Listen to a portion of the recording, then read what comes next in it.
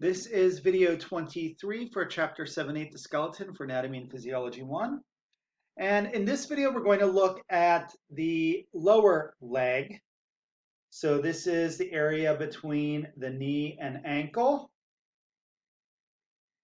And the two bones present here are the tibia and the fibula.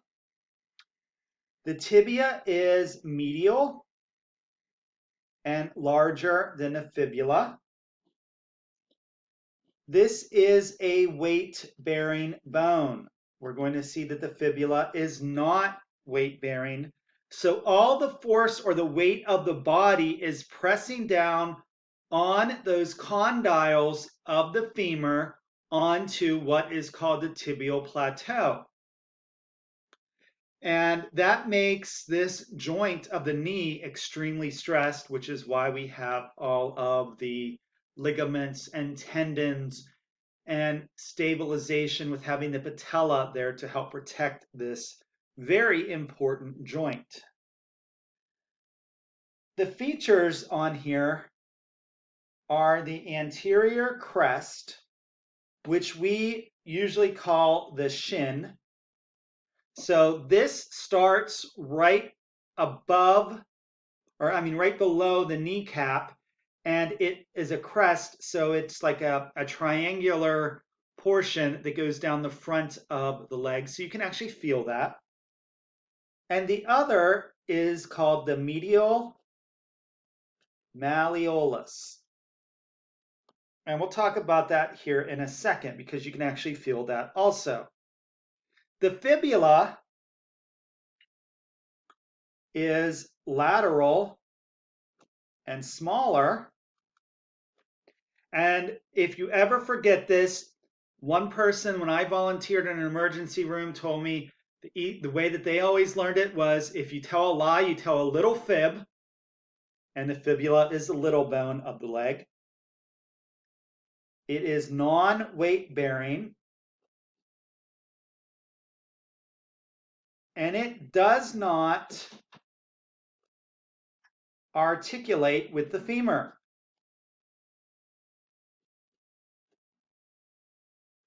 The tibia does articulate with the femur, but this one does not. It's actually a little bit lower, but we do have a ligament that connects the fibula to the femur, but it does not articulate. And the feature that we're going to look at on here is the lateral malleolus. And you are familiar with these. You call them your ankle bones, but they are not your ankles. These are the points on either side of your leg. So if we go to the diagram and we look here at an anterior view, this right here is the tibia. And this is showing that crest that we talked about. So this is the tibia. This right here is the crest that we mentioned. Here is the fibula over on the side, the lateral side. And see how it articulates right here and down here with the tibia, but it does not articulate with the femur. So we have a tibiofibular joint that's proximal, and we have a distal tibia-fibular joint. And in between the two bones, we have our interosseous membrane again. So if you think about it, this is very similar to the arm. We have a large upper bone. We have two smaller bones on the lower portion, or the more distal portion. We have interosseous membranes with them. The hinge is in a different direction, but they're both hinge joints. So we end up with a lot of similarities. Now we're going to go over to this diagram to show the malleolus. So lateral and distal malleolus. So We'll be talking about this bone right here, which is called the talus, and it is one of the tarsals or ankle bones. And you can see it's labeled over here on this side. And the tibia kind of sits like a hat over top of this.